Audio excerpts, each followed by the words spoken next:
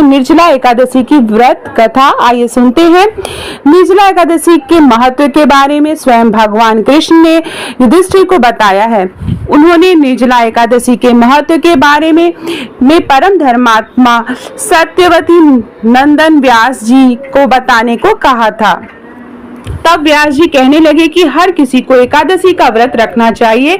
इसके साथ ही एकादशी के दोनों पक्षों में भोजन नहीं करना चाहिए। इसके बाद द्वादशी को स्नान पूजा करने के बाद ही भोजन ग्रहण करना चाहिए। तब भीमसेन व्यास जी से कहने लगे कि हे पितामह, भ्राता युधिष्ठिर, माता कुंती, द्रौपदी, अर्जुन, नकुल, सहदेव आदि एकादशी को भोजन नहीं करते हैं और मुझे भी ऐसा ही करने के लिए कहते हैं, लेकिन मेरे लिए भूख सहना मुश्किल है। मैं भगवान विष्णु की शक्ति पूजा करने के साथ दान देता हूँ, लेकिन भोजन के बिना नहीं रह सकता। इस पर व्यास जी कहते हैं कि हे भीमसेन, यदि तुम नरक को बुरा और स्वर्ग को अच्छा समझते हो तो प्रति मास की दोनों एकादशियों के दोनों पक्षों में तुम अन्न मत खाया करो। भीमसेन कहने लगे कि हे पितामह, मैं तो पहले ही कह चुका हूँ कि मैं भूख सहन नहीं कर सकता।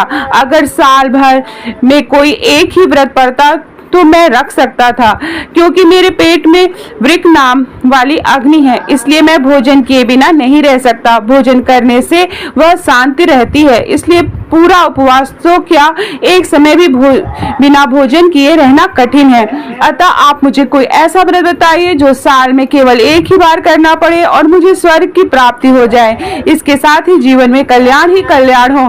इस बात पर श्री व्यास जी कहने लगे कि हे पुत्र, बड़े बड़े ऋषियों और बहुत शास्त्र आदि बनाए हैं, जिसने बिना धन के थोड़े परिश्रम से ही स्वर्ग की प्राप्ति हो सकती है। इसी प्रकार शास्त्रों में दोनों पक्षों की एकादशी का व्रत मुक्ति के लिए रखा जाता है। व्यास जी के वचन सुनकर भीमसेन नरक में जाने के नाम से भयभीत हो गए और कांप कर कहने लगे कि अब क्या करूं? मास में 2 व्रत तो मैं नहीं कर सकता। हाँ, वर्ष में 1 व्रत करने का प्रयत्न अवश्य कर सकता हूँ। अतः वर्ष में 1 दिन व्रत करने से यदि मेरी मुक्ति हो जाए तो ऐसा कोई व्रत बताइए।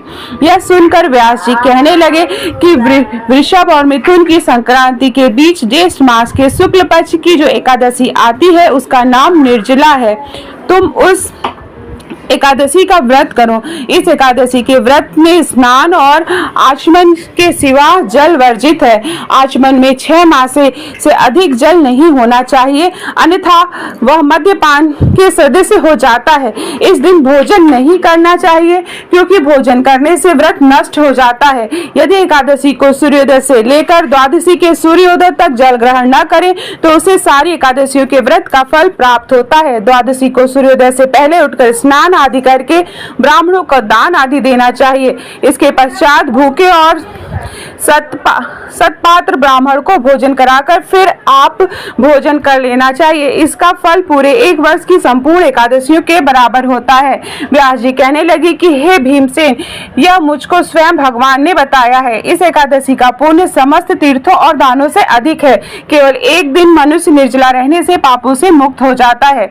जो मनुष्य निर्जला एकादशी का व्रत करते हैं उनकी मृत्यु के समय यमदूत आकर नहीं घेरते, बल्कि भगवान के पार्षद उन्हें पुष्पक विमान में बिठाकर स्वर्ग को ले जाते हैं। अतः संसार के सबसे श्रेष्ठ निर्जला एकादशी का व्रत है, इसलिए यत्न के साथ इस व्रत को करना चाहिए। उस दिन ओम नमो भगवते वासुदेवाय मंत्र का उच्चारण करना चाहिए और गौदान करना चाहिए।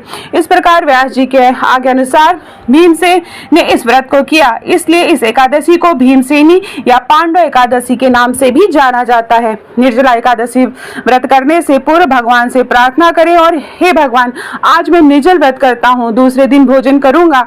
मैं इस व्रत को श्रद्धा पूर्वक करूंगा, अतः आपकी कृपा से मेरे पाप नष्ट हो जाएं। इस दिन जल से भरा हुआ घड़ा वस्त्र से ढककर स्वर्ण सहित दान करना चाहिए। जो मनुष्य इस व्रत को करते हैं उनको करोड़ों पल सोने के दान का फल मिलता है, और जो इस दिन यज्ञ करते हैं उनका फल तो वर्णन में भी नहीं किया जा सकता।